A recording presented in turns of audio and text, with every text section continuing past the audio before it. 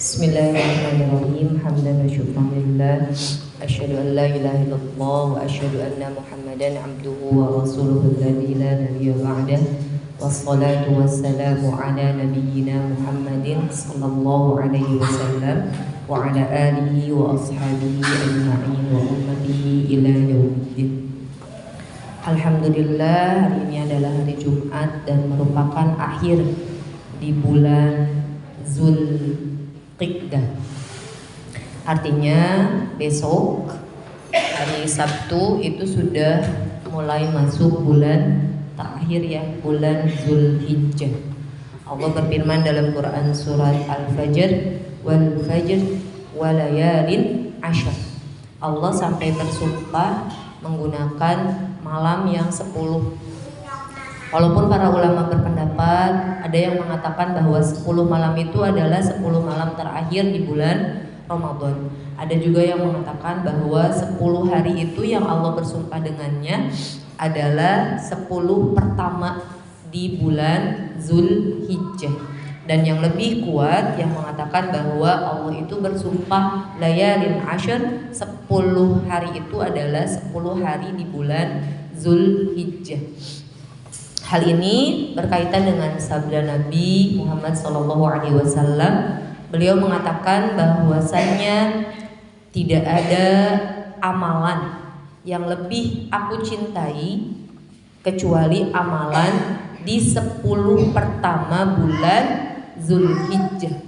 Jadi mulai dari besok tuh tanggal 1 Zulhijjahnya, dari hari Sabtu. Bahkan para sahabat bertanya kepada Rasulullah, "Wahai Rasul, bagaimana dengan jihad fisabilillah? Lebih cinta mana Rasul amalan-amalan baik yang dilakukan di bulan Zulhijjah dengan jihad fisabilillah?" Maka kata Rasul, walaupun itu, kecuali seseorang berangkat jihad fisabilillah kemudian mati syahid, baru itu yang terbaik. Jadi siapkan dari sekarang amalan apa yang akan kita persembahkan kepada Allah Subhanahu wa taala di bulan Zulhijjah, mulai dari tanggal 1. Perbanyak saumnya, zikir ya. Karena barusan membaca gitu ya, ada seorang dosen di Sudan. Kemudian berkata kepada para santrinya, "Tebak," katanya, "usia saya sekarang berapa tahun?" Udah sepuh ya. Kemudian para santrinya menebak sesuai dengan yang dilihatnya. Mungkin ada yang menjawab 50 tahun, ada yang menjawab 60 tahun ya. Kemudian dosen tersebut berkata, "Usiaku 15." Mungkin tidak, usia sudah menjadi dosen kemudian masih 15 tahun. Maka para mahasiswanya ya tertawa ya ketika disebutkan. Sekarang saya bilang di depan bahwa usia saya 17 tahun, kan gak mungkin ada yang percaya ya. Baby face-nya juga gitu ya, kalau udah puluhan kemudian dikatakan 15 tahun. Para santrinya kemudian hanya 15, istilahnya padahal tos sepuh gitu. Maka dosen tersebut diem gitu lama. Maka santrinya yang tadinya ketawa-ketawa, maka dia pun, santrinya ikut diem gitu. Kata dosen tersebut, "Sesungguhnya usiaku yang hakiki itu adalah usia yang aku pakai untuk ketaatan kepada Allah. Dan usia yang hakiki itu, aku hanya baru 15 tahun saja." Maka bagaimana dengan kita? Dengan kita yang ketika ditanya usia yang sebenarnya kita berapa tahun gitu ya. Walaupun misalkan sekarang di sini ada yang usianya 40, usia KTP-nya itu mah ya. Tapi usia hakikinya, usia yang sebenarnya kata dosen tersebut adalah usia yang kita pakai ketika kita dalam ketaatan kepada Allah. Udah berapa tahun mun dietah banyak salat yang cuman 5 menit oge sa salat henteu nya. Kalikeun 25 menit biheung eta teh. Satu harinya cuman 25 menit. Kali lagi 1 tahun. Berapa usia kita yang memang benar-benar dipakai ketaatan kepada Allah? Mumpung sekarang Allah cinta, terhadap bulan Zulhijjah 10 hari di awal, ayo sami-sami agendakan. Ajak juga anak-anak bahwa melakukan amalan-amalan baik pada bulan Zulhijjah itu lebih ahabbu, lebih Allah cintai dibanding dengan bulan-bulan yang lainnya. Nanti di tanggal 9 ada sahur, yuk ajak anak-anaknya. 9 Zulhijjah berarti bertepatan dengan hari Ahad, dengan hari Minggu. Minggu mau ream sahur, amang waktu amang lebar ya. Ajak anak-anak kita untuk memaksimalkan amalan-amalan terbaik, mempersembahkan amalan-amalan terbaik di bulan Zulhijjah. Insya Allah hari ini kita akan melanjutkan kembali kajian Ta'lim Al-Muta'allim karya Syekh Al-Jalnuji rahimahullahu ta'ala. Kemarin kita sudah sampai di bab yang ke-6 ya. Bab yang ke-6 yaitu tentang faslun fi bidayatis sabqi wa qadrihi wa tartibihi. Bab tentang permulaan dalam menuntut ilmu, ukuran dan tata tertibnya. Kalau tidak salah kita sudah sampai berapa poin kemarin? 10 ya, betul? Ya, sebelum kita lanjutkan ke poin selanjutnya, seperti biasa ya, kita akan memurojaah terlebih dahulu. Satu orang cukup menyebutkan satu poin, berarti ngemut-ngemut deui. Kan kemarin juga banyaknya harus apa? Murojaah, mutorohah ya. Maka kita akan mengulang kembali bagaimana urutan, bagaimana tartib, kemudian bagaimana as-sabqu dalam menuntut ilmu. Tafadhol mulai dari sebelah kanan saya ya, Mama Akila. Masuk. Ya sekarang terus tadi mau apa? Belajar. Mau belajar. Kalau di sini belajarnya jadi sama mama tuh. Yuk masuk. Hah? Cik nanti cikinya kalau udah kudapat. Masuk lagi. Tafadhol Mama Akila. Di semua hari itu baik untuk memulai kebaikan yang tidak baik itu apabila dalam melakukan kebaikan atau sesuai waktu yang telah disepakati bersama-sama. Nah itu poin 1. Lanjutkan poin 2 Mama Pati. Mama Pati? Hah? Ya lanjutkan Mama Eca hadir. Nah, poin kedua tadi semua hari baik. Memulainya. Nah, poin yang ketiga, Mama Alona.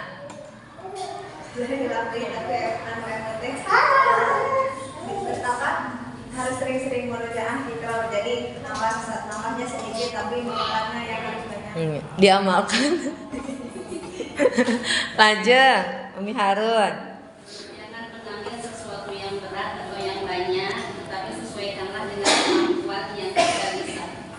Lajeng Umi Najhan. Pilihlah kitab-kitab yang ringkas. Lajeng Umi Atala. Poin berapa ya ayo?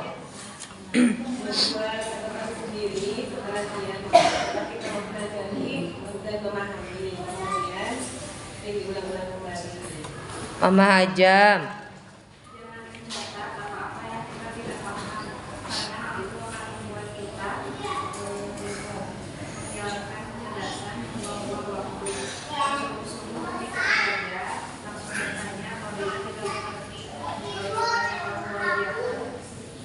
Lajeng saha?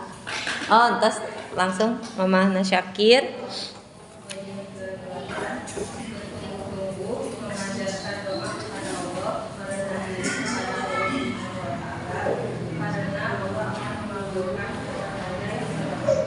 Lajeng Mama Kias nomor 8.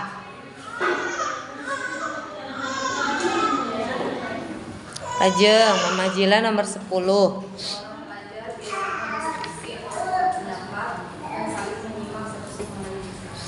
Bisa 10-nya terus berarti ayeuna urang lajeng ka nomor 11. masih sami babna ngeunaan as-sabqu wa tartibihi wa qadrihi.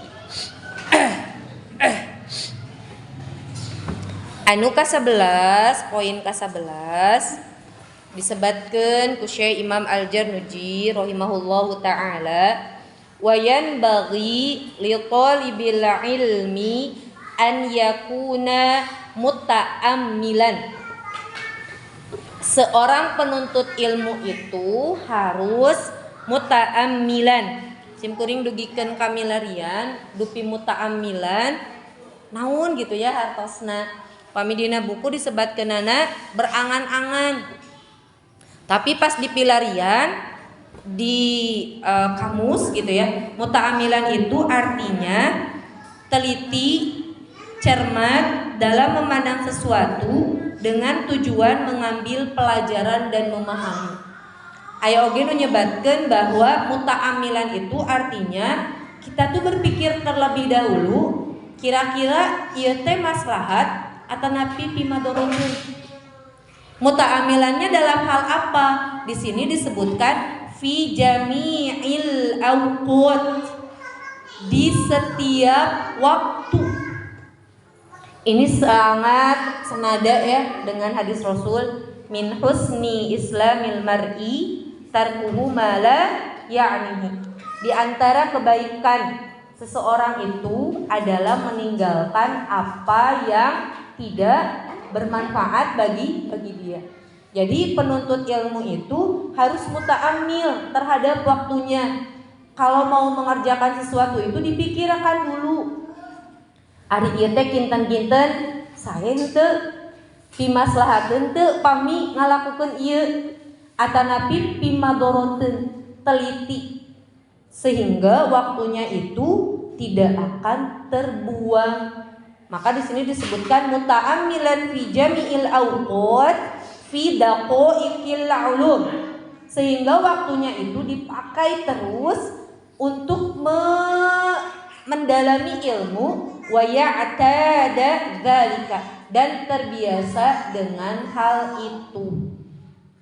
Falihada qila ta'ammal tadrib. Kalau sudah bisa memanage waktu kita yang untuk belajar yang mana selama 24 jam itu urang tadi emut-emut kira-kira ini dari jam sekian sampai jam sekian ngapain, ini manfaat atau enggak gitu ya. Maka ketika dia sudah muta'ammilan terhadap waktunya, maka dia akan mendapatkan apa yang dia inginkan.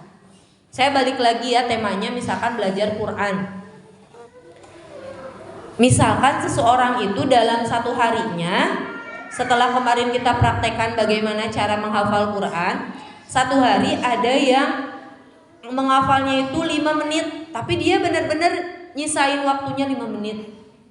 Dan ada juga orang yang waktunya itu 10 menit, akan beda tidak hasilnya? Beda nggak hasilnya hafalannya? Beda ya? Terbukti gitu dengan kita yang di rumah dengan misalkan anak-anak yang pesantren. Seueur teu ngapalkeunana, seueur, karena memang kalau di pesantren itu waktunya benar-benar diporsir. Beda dengan kita yang kadang-kadang waktunya sahayuna, sakosongna. Kalau anak-anak yang di pesantren itu kan subuh, terus dijadwal kan mereka itu waktunya sebelum subuh mereka udah bangun sholat tahajud ngapalin Quran. Kemudian setelah sholat subuh mereka halaqah lagi. Terus gitu ya. Apalagi yang memang pesantrennya itu khusus untuk menghafal Al-Quran. Sampai satu hari itu ada yang sampai dapat 1 juz 20 halaman. Cek urang makan mungkin gitu ya. Tapi ternyata ketika memang muta'ammilan fi jami'il awqat, waktunya sudah dijadwal gitu, ternyata bisa. Maka di sini dikatakan ta'ammal tadri. Ketika kamu sudah teliti, cermat mempergunakan waktunya, maka kamu akan mendapatkan apa yang kamu inginkan. Wala budda minat ta'ammul qoblal kalam. Bukan hanya saja kita ta'amulnya terhadap waktu katanya, tapi begitu juga terhadap kalam, pembicaraan.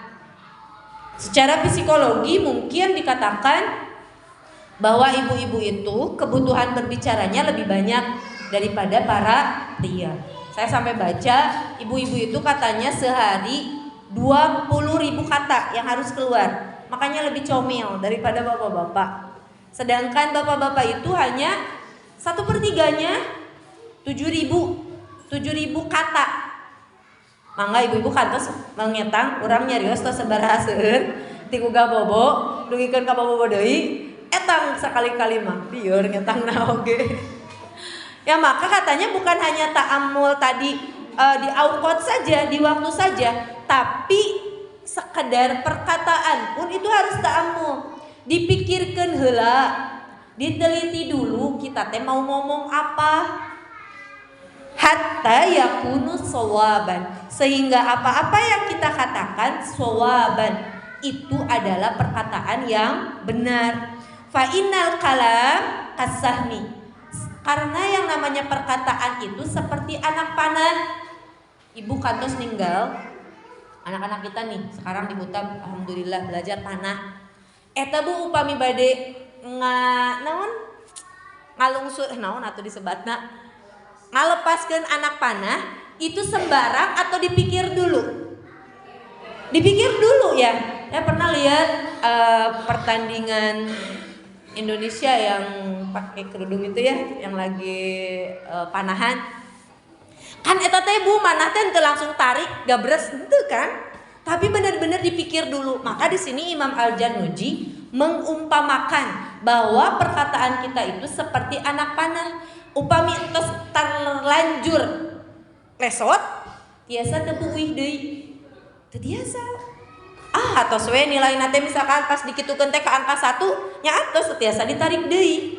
Maka fala budda min tauqimihi bit ta'ammul qoblal kalam hatta yakuna musiban. Sehingga apa-apa yang kita akan katakan itu pikirkan terlebih dahulu. Emut-emut heula ari urang nya teh rek ngomong naon, manfaat atau malah madarat. Ya, maka disebutkan man kana yu'minu billahi wal yaumil akhir falyaqul khairan aw liyasmut. Barang siapa yang beriman kepada Allah dan hari akhir, katakanlah yang baik, kalau tidak bisa lebih baik diam. Ya. Dugikeun ka simkuring ngaos dina salah sawios hadis, ada orang yang sampai masuk neraka karena dia berkata tanpa dipikir terlebih dahulu, sampai membuat Allah marah dan akhirnya dia dimasukkan oleh Allah ke dalam neraka. Cuman gara-gara perkataan saja yang tidak dipikir terlebih dahulu. Sajeplakna nyariosna teh nyoro wecos naon we dicarioskeun. Abongna tadi teh kedah keluar 20.000 per kata setiap hari, sagala we dicarioskeun. Padahal di sini disebutkan nya mangga nyarios, tapi nyariosna anu sawaban, anu sae, anu bener. Sanes nyarios tentang kebohongan. Di dekat pintu ada kotak infak. Wa qala fi usulil fiqh hadza aslun kabir. Disebutkan dina usul fikih nyarios anu sae teh ini perkara yang besar. Ya, maka an yakuna kalamul faqih al munazir bit ta'ammul. Maka setiap ahli fikih itu katanya kalau mau bicara itu mikir terlebih dahulu sebelum dia berucap. Usika Imam Al-Jarnuji berwasiat fi nazmil kalam bi khamsatin. Aku berwasiat kepadamu kalau mau ngomong itu ada hal yang harus diperhatikan. Ada 5 hal yang harus diperhatikan sebelum kamu kalau mau ngomong. In kunta lil musti syafiqi muti'an. Bila engkau ingin menjadi orang yang taat dan yang berbelas kasih. Apa yang 5 itu? Sebelum kita ngomong, perhatikan dulu. Satu aja nyarios teh. Sababul kalam. Sebab kita ngomong. Urang teh nyarios teh teh kanggo naon? Apa nama hayang nyarios we? Maka kada diperhatoskeun heula. Urang ayeuna nyarios tujuanna naon? Sebabnya. Kenapa kita harus berbicara? Oh abi teh nyarios teh bade ngagugahkeun murang kali gugah bobo ame salat ka masjid. Ada tujuannya. Kenapa kita ngomong? Tong tiba-tiba ngomong teu pararuguh. Nyata mah juga orang gila ya. Ngomong we saja jalannya. Taros we, kamu naon ngomong wae, kamu ngajawab. Maka kita pun sama. Pami bade nyarios teh. Naon ieu tujuanana? Nah bet nyarios. Nya hoyong atuh hoyong marah-marah. Enggak, tapi orang teh nyarios teh naon sih? Maka disebutkan dalam adab berbicara, ketika kita mau berbicara itu ingat-ingat dulu, oh orang teh pada nyarios naonnya. Ini temanya baik atau enggak sih? Tiba-tiba ketemu sama teman misalkan jojol, apal teh sih si eta. Kela. Emot-emot deui, mampu karek si eta, encan si anu, si ieu gitu ya. Emot-emot deui, kela. Urang naon ieu tujuan nyarios? Oh ngomongkeun batur ternyata heup terjadi. Begitu juga dengan lawan main kita. Lawan berbicara kita. Emot-emot heula. Ieu teh cariosan urang teh temanya baik atau tidak? Temanya baik itu bisa secara agama atau bisa secara urf. Boleh, atuh meni capeknya unggal poe kudu ngomongkeun agama hantem. Capek lamun ngobrol teh cuman masalah fikih, adab. Boleh membicarakan urf, kebiasaan boleh. Misalkan kita saling sharing, kumaha sih caranya kalau masak tuh biar enak, biar ada gizinya. Ngomongin cara nyetrika ngame cepet gitu, meni males nyetrika teh. Apalagi kalau numpuk, boleh berbicara demikian, boleh. Itu pun ada manfaatnya. Jadi setiap apa yang kita ucapkan itu bermanfaat. Baik itu secara dunia bermanfaatnya, adapun secara akhirat itu lebih baik. Jadi emut heulanya, why? Nah, sebab apa yang harus menyebabkan kita bicara? Kalau seandainya teu aya tujuan, ya daripada nanti sama Allah dihisab, nya atos we mending kene jempe. Daripada kita hanya cuap-cuap yang memang mau sih itu tujuanana gitu. Itu yang pertama. Yang kedua, yang pertama barusan udah ya, sabab al-kalam. Kemudian kita yang kedua yang harus sebelum kita pikirkan adalah kapan iraha urang kedah nyarios. Urang teh yang ngobrol suatu permasalahan misalnya ke suami kita. Udah tahu kan sebabnya, hoyong islahkeun suatu permasalahan. Udah tahu saya teh mau ngomong sebabnya ini manfaat. Soalnya ada permasalahan yang harus diselesaikan. Tapi waktunya nggak tepat, momennya nggak tepat. Suami kita baru pulang kerja, capek, nembe oge assalamualaikum, jujur tiba-tiba kita nyerowecos.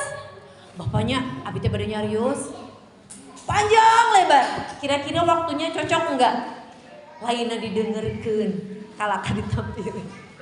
Bukannya didengarkan, karena kita ngomongnya betul, sebabnya sudah ada, tujuannya udah ada, tapi momennya tidak tepat, waktunya tidak tepat. Makanya kalau mau ngomong setelah kita tahu sebabnya, momennya juga harus tepat. Ke anak misalkan mau ngenasehatin, tapi anaknya teh lagi capek ya, kan nggak bakalan nyampe nasehatnya. Maka bagaimana Rasulullah ini orang yang paling tahu gitu ya waktu yang tepat kapan ngenasehatin anak. Bukankah kita tahu ketika Rasulullah ngenasehatin Ibnu Abbas yang suka dibacain oleh anak-anak, ikrar itu ifadillah yafadhuka, ista'in billah. Itu kapan ngenasehatinnya? Di perjalanan. Lagi naik unta, ngenasehatin. Sebabnya apa? Mau ngasih nasihat, udah ada. Waktunya tepat. Maka di sini nih yang jauh misalkan rumahnya di perjalanan, daripada ngobrolnya yang nggak macem-macem atau pada diem sampai anak teh ngantuk ya, apalagi kalau pulangnya, ajak ngobrol, itu waktu yang tepat ya. Ketika berangkat dari rumah ke Kutab yang jaraknya jauh, pakai momen itu teh ngobrol sama anak, baik pulangnya biar anaknya nggak ngantuk ya. Omo wihna budak capek kan, ngajak ngobrol, ngasih nasihat, mangga. Kemudian Rasulullah ngasih nasihat ke anaknya Abu Salamah. Lagi apa? Lagi makan. Samillah. Itu dek cucing kan, barang tua. Kemudian kata Rasulullah, samillah. Kami bade tuang, ucapkan heula bismillah. Tuh dikasih nasihat sama Rasul. Momennya harus tepat. Jangan sampai anak kita lagi lelah dimasukin nasihat yang gak bakalan masuk. Yang ketiga, kalau mau ngasih nasihat, kita mau ngomong sama anak, itu ketika anak kita sakit. Ketika sakit biasanya hatinya lebih legowo untuk menerima nasihat itu. Ketika sakit ajarkan nasihat-nasihat, silakan. Itu waktu-waktu. Kita pilih waktu-waktu yang tepat. Kita teh mau ngomongnya tadi tujuannya udah ada benar, tapi kalau waktunya nggak tepat ya makanya bakal jadi salah lagi gitu ya. Kemudian yang ketiga, tadi sebabnya udah, waktunya juga udah kita pikirkan. Yang ketiga, kaifa, bagaimana ngomongnya. Tujuan dari kita ngomong itu adalah supaya orang yang kita ajak ngomong itu paham ya. Maka perhatikan cara ngomong kita gimana. Adik-adiknya eta bisa sekolah nih, gentos acup panjang lebar. Kira-kira anak kita mafhum gak bu? Tujuannya iya ngenasehatin, waktunya udah diperhitungkan. Tapi eta nyarios nyurowecos gancang teuing. Oh eta berapa sekian kata per detik gitunya. Budak teh lain paham kakak ngomong naon sih. Maka perhatikan bagaimana cara kita ngomong. Ya, bahkan Rasulullah itu kalau lagi misalkan ngisi ya, lagi ngenasehatin para sahabat, Rasulullah itu sampai ngulang perkataannya 3 kali. Kenapa harus diulang-ulang? Biar yang dengar mafhum, biar yang dengar paham. Begitu juga kita kalau ngomong, perhatikan bagaimana kita ngomongnya. Nggak keras-keras, nggak terlalu cepat, ya. Itu kaifa, bagaimana cara kita ngomong. Kita teh kadang, saya juga nggak ngerasa gitu. Kalau lagi ngobrol sama anak, nyuruh anak belajar ya, tiba-tiba anak-anak teh jol bad mood weh. Nah sih, nuju ngapal tuh tiba-tiba baut gitu. Da ibuna marah-marah wae. Ulang nyakit tuh. Oh marah-marah, kita sadar. Mungkin susah hafalnya, terus kita teh ngomong, ini teh apal-apal gitu nya. Teu nyadar kitanya mah. Jadi tiba-tiba anak teh bad mood tuh nggak mau lagi ngafalin. Da ibu mah cuma ngajarkeun teh amak-amakan wae. Oh amak-amakannya tidak tadi teh gitu, nggak nyadar. Maka bagaimana kita ngomongnya biar sampai ke yang kita ajak bicara. Jangan sampai kita teh udah tadi ya disiapin apa yang mau dibicarain, waktunya udah tepat, tapi cara kita ngomongnya nggak dipersiapkan. Nyorowecos teh para ruku sambil teriak-teriak, kan mau dibubu oke gitu kami sapertos gitu. Yang keempat, kam. Yang harus diperhatikan sebelum kita ngomong itu adalah berapa kata yang akan kita katakan. Sakumaha. Suatu saat cuma kan pami bade bobo itu bagus sekali ya.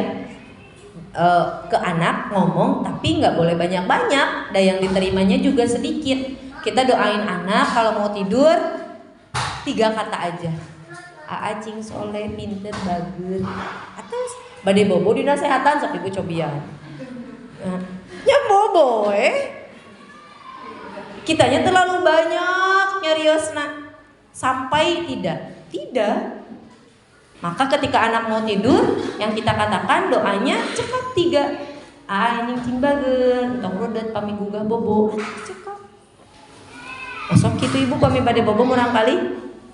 Cing sehat, enjing ujian mudah-mudahan dimudahkan. Atau cepat nyariosna. Terkadang panjang kali lebar. Yang terpenting adalah bagaimana paham yang diajak bicara. Yang terakhir kan tadi ada 5 ya. Al-makan, tempat. Harus tempat uang bu. Al-makan itu tempat. Kita ngomongnya di mana? Emut Aisyah radhiyallahu anha ketika itu merasa cemburu kepada Rasulullah gitu ya, kepada istri-istri yang lain. Sampai Rasulullah nuju ceramah gitu ya. Kemudian Aisyah ngabaduk piring sampai pecah. Lamun urang bade kumaha tah? Ih nya ieu nujut bah, dibanding payunan baturnya. Apa sih langsung modal? Tapi kan tidak. Rasulullah teh sugan cik atunya Aisyah ieu teh nuju khutbah ye. Cik atuh sopan saeutik, itu kan. Karena Rasulullah tahu. Rasulullah hanya tersenyum kemudian berkata kepada sahabat, ibu kalian sedang dilanda cemburu. Ente nyarekan gitu. Maka begitu juga dengan kita. Momennya tepat tadi waktunya.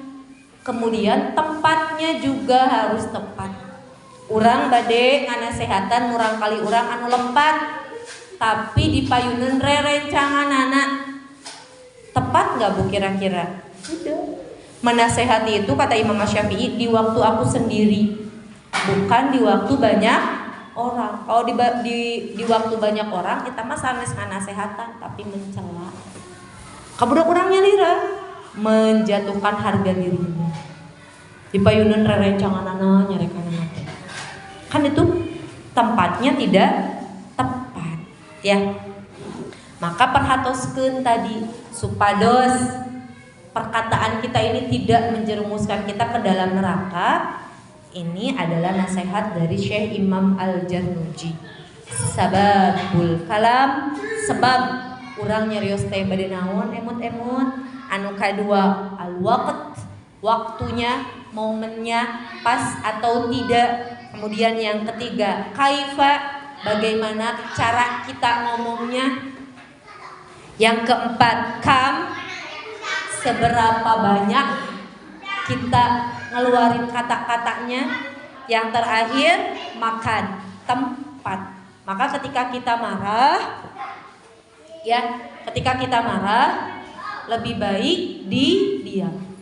Karena kalau kita marah biasanya ucapan yang akan keluar dari mulut kita kasayan atanapi kaonan jelekan ya. Maka ketika kita bisa marah ke anak kita, ke suami kita, daripada nyarios anu teu pararuguh tos we mending jempe heula ya. Maka Rasulullah mengajarkan kita doa. Kita baca bareng-bareng doanya ya. Allahumma nas'aluka kalimatal haqqi fir ridha wal qudub. Saya ulang ya. Allahumma, boleh diikuti? Nas'aluka kalimatal haqqi fir ridha wal qudub. Gampil, pondok. Allahumma nas'aluka kalimatal haqqi fir ridha wal ghadab. Ya Allah, nas'aluka, aku meminta kepadamu kalimatal haqqi, ucapan-ucapan yang aku keluarkan itu adalah ucapan-ucapan al-haq, kebenaran, fir ridha, baik ketika aku itu sedang keadaannya ridha, wal ghadab, maupun ketika aku dalam keadaan marah. Allahumma nas'aluka kalimatal haqqi fir ridha wal ghadab. Maka Masya Allah, seperti ibunya Imam As-Sudais yang ketika marah masih bisa mengucapkan kalimat haq. Kalau kita marahnya bisa mengucapkan kalimat haq, silakan berkata-katalah. Tapi ketika tidak, lebih baik diam. Ada yang lagi marah di sini kemudian mendoakan anaknya dalam kebaikan. Pusing. Gregetin wah aya. Ya, kesel we nu aya, teu aya kalimat-kalimat kebaikan. Makanya kalau saya lagi marah, atosnya, atos. Jempe, jika dituwe. Kadituwe. Atau ya kitanya aja yang bersembunyi gitu. Itu anak saya yang kecil. Kalau marah nggak tahu dari mana gitu, yang dia ingatin leresnya menuju marah, ternyata yang dia ingat itu adalah kejelekan. Jadi lamun anjeunna nuju marah, yang keluar itu ke saya kalimat-kalimat jelek. Ibu mah jahat, teu pernah sayang ke Aji teh dicarekan wae. Kesel teh Bu, beuki keselnya atos sanesna ngerendahkan. Atos deh, atos bisi beki ngamuk. Ya, maka ketika marah seperti Coca-Cola yang lagi dikocok. Tutup bukakan Bu. Tutup, kami bukakan. Dibukakan banyak itu muncrat, kabatur ngotoran. Tapi ketika ditutup nanti pun akan tenang dengan sendirinya. Ya. Itu adalah nasihat dari Imam Al-Janujid terhadap perkataan. Jadi tadi poin yang nomor 11 itu muta'ammilan bukan hanya saja dalam waktu, bukan dalam hanya saja kita muta'ammilan dalam mencari ilmu, tapi diajarkan juga bagaimana muta'ammilannya dalam berkata. Sekarang poin 12. Poin 12. Wa yakunu mustafidan fi jami'il awqati wal ahwali min jami'il ashkhash. Hendaklah seorang penuntut ilmu itu mustafidan, mengambil manfaat dari semua keadaan dan waktu yang dia ada di dalamnya. Mengambil faidah dari setiap kejadian yang dia lalui. Itu poin yang nomor 12. Bade di mana wae anu dicandak teh anu saekna. Kantos nguping hul ma sofa wada' ma kadan. Ambil yang baik, buang yang buruk. Di setiap keadaan itu teh urang bade aya di mana-mana wae, candak anu saekna, buang yang buruknya. Imam Asy-Syafi'i ini pernah saya kisahkan. Suatu waktu dirampok ya, pernah dirampok. Padahal nu berat teh naon Bu? Nu seueur teh buku, sanes artos buku. Maka kata Imam Asy-Syafi'i, jangan ambil ini. Ini adalah bukuku, ilmuku. Mun bade mah candak harta saya we, sorry Imam Asy-Syafi'i. Maka kata si pencuri itu apa? Al ilmu fis sudur. Ari ilmu teh lain dina catatan, tapi ilmu mah dihafalkeun. Eta teh nu nyariosna teh Bu, pencuri. Perampok nu nyariosna teh Sorry Mama Syafi'i pami bade nyandak, ya we harta saya, entong buku-buku saya. Maka dia mengatakan al ilmu itu ilmu mah dina dada diapalkeun, lain dina buku. Candak tong Bu. Eta perkataan candak ulah. Padahal itu seorang pencuri. Tapi Imam Asy-Syafi'i mustafidan, mengambil manfaatnya. Mulai dari sana dia mulai menghafal kitab-kitab. Gara-gara perkataan pencuri. Pancik urang pencuri teh jahatnya. Tapi nu dicandakna teh sanes kaawonanana. Tapi kasayanana kitu oge urang pendak sareng sahabae di mana wae anu ku urang dicandak teh kasayanana sanes kaawonan nan jigana tenteramnya hidup teh mun tiasa kitu. Hese tapi na. Terus Abu Hurairah kantos Bu anjeunna nyandak pelajaran suatu waktu Rasul kantos dipiwara ngajagaan zakat Baitul Mal. So Rasul Abu Hurairah jagaan Baitul Mal ieu. Anjeunna teh ngajaga bergadang sepanjang malam. Maka ketika itu datang seseorang kemudian mengambil makanan, mungkin kalau di dulu zakat fitrahnya itu berupa kurma mungkin ya atau gandum. Anu nyandak ditangkap ku Abu Hurairah. Saur Abu Hurairah, sia nyandak. Wartoskeun gerakan Rasul. Kemudian dia memelas.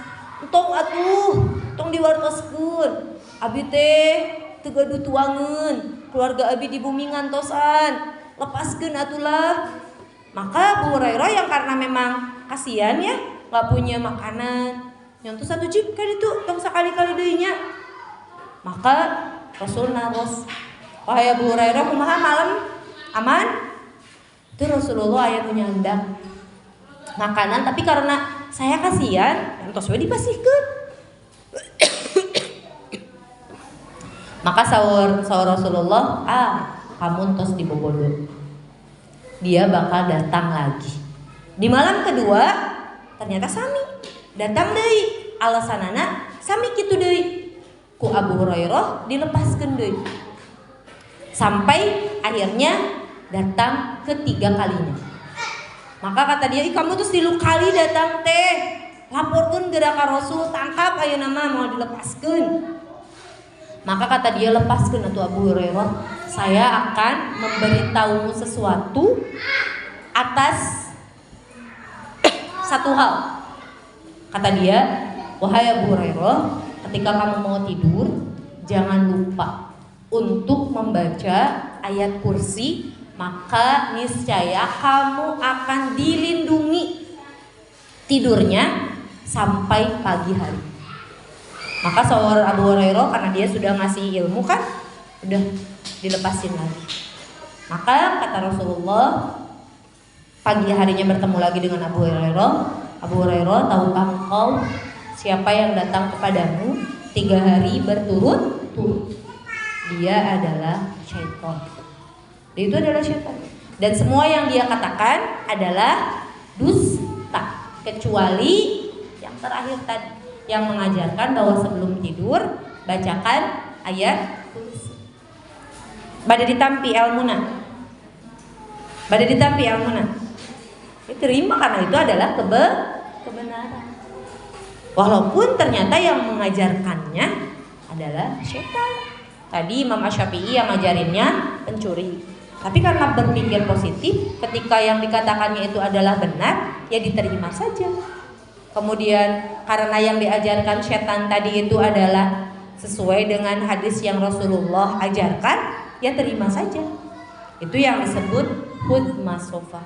Ambil dimanapun kita berada, mustafidan, ambil manfaatnya.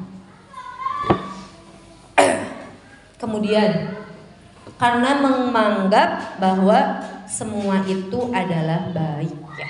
Itu 2 kisah yang menggambarkan bahwa dimanapun kita berada sebagai penuntut ilmu, mustafidan, ambillah manfaat dari siapa saja yang kita temui, di mana saja kita berada, ambil yang baiknya. Itu poin ke-12. Poin ke-13. Ini saya nggak bacakan semuanya ya, saya udah rangkum. Poin yang ke-13. Sebelum ke poin ke-13. Di sini ada kisah satu.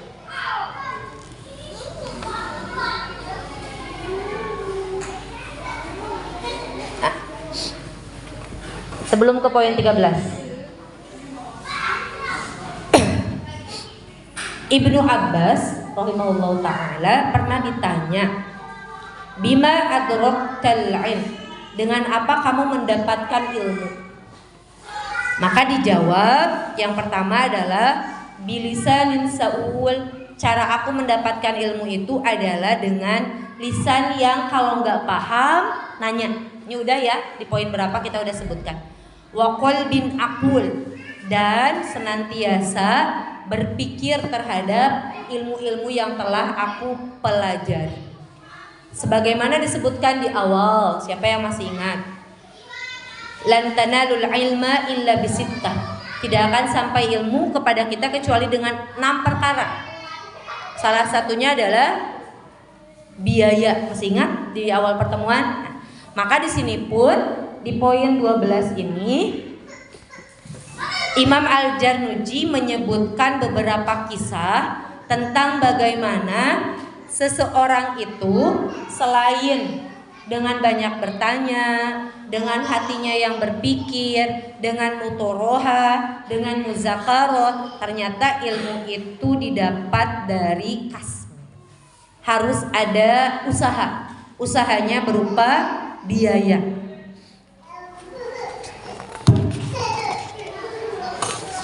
Jangan sampai ada perkataan bahwa saya tidak bisa menuntut ilmu karena saya sibuk mencari uang. Biasanya bapak-bapaknya gitu banyak. Teka ujung sibuk. Sibuk apa? Sibuk mencari kasab. Nah, di sini disebutkan kisah. Ada kisah Abu Hanifah. Imam Abu Hanifah, dia menjadi ahli fikih. Terus gak kerja gitu. Kayak pilih ayah bapak-bapak anu alasan nate sibuknya. Dari damo atuh dia nyingjing dukeun ka sore. Wih capek, iraha milarian ilmuna. Karena kalau dilihat di majelis-majelis itu yang penuh adalah majelisnya ibu-ibu. Di sini saya di kampung ini gitu ya, di Sukamana. Itu kalau pengajian ibu-ibu itu rutin setiap hari Jumat. Jumat ke-1, Jumat ke-2, Jumat ke-3, Jumat ke-4 sampai Jumat ke-5, pokoknya full. Tiap minggu itu ada. Tapi kalau untuk bapak-bapak mungkin setiap Jumat juga sama ya, Jumatan. Terus kalau saya misalkan ikut parenting gitu ya, itu yang ikut kata pematerinya, kenapa ini semua pesertanya ibu-ibu? Tarikeun cenah, loudspeakerkeun. Mame bapak-bapak oke ikut ngedengerin gitu.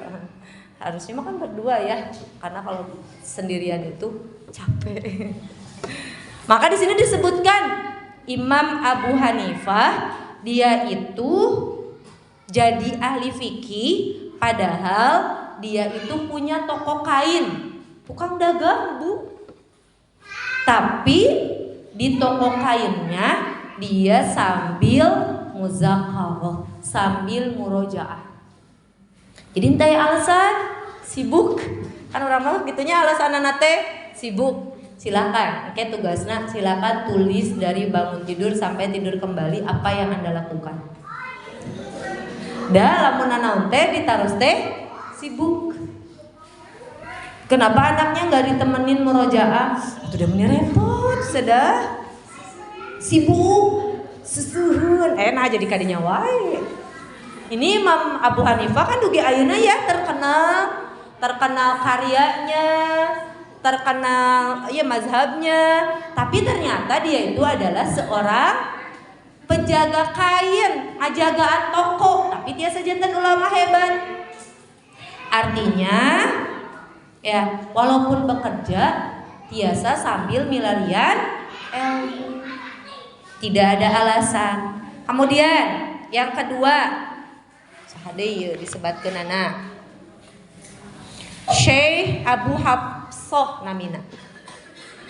Syekh Abu Hafs. Dia juga sama katanya. Dia bekerja tapi sambil belajar juga.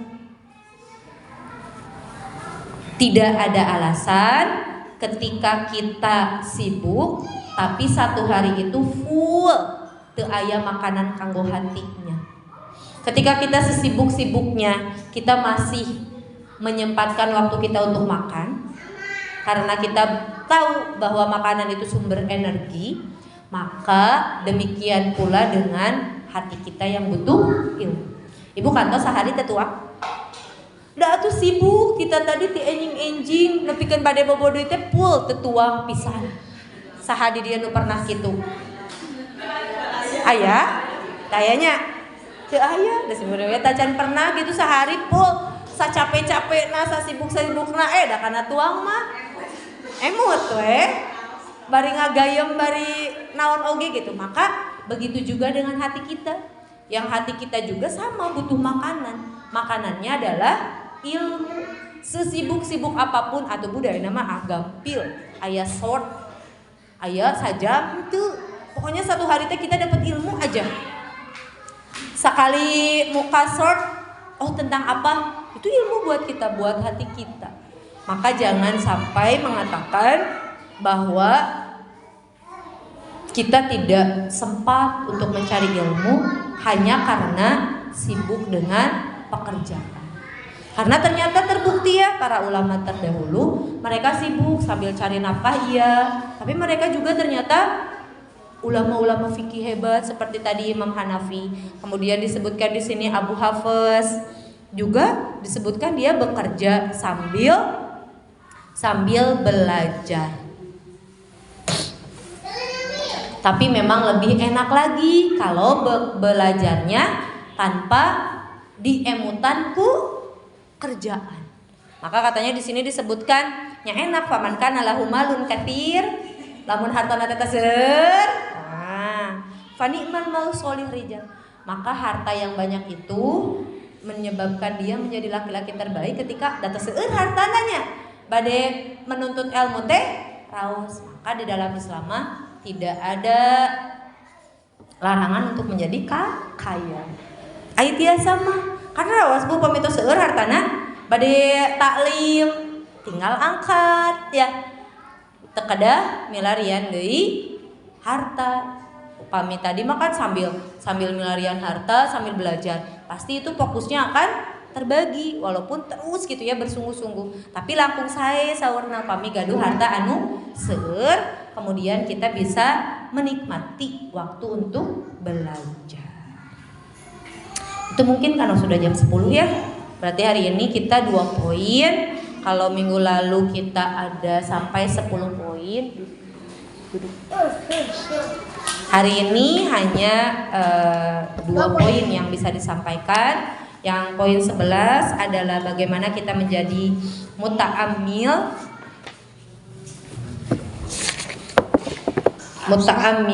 ya tadi muta'ammilan fi jami'il awqat fi daqaiqil ilm dan juga muta'ammilan fil kalam. Yang poin ke-12-nya adalah bagaimana kita menjadi mustafidan, menjadikan manfaat setiap apa yang kita temui dimanapun kita berada, menjadi mustafidan, mengambil apa yang terbaik dan membuang yang buruk. Itu yang bisa disampaikan dalam kitab Ta'lim Al-Muta'allim, masih di bab yang ke-7 ya. Aku qouli hadza wa astaghfirullah li wa lakum. Subhanakallahumma wa bihamdika asyhadu an la ilaha illa anta astaghfiruka wa atubu ilaik. Wassalamualaikum warahmatullahi wabarakatuh.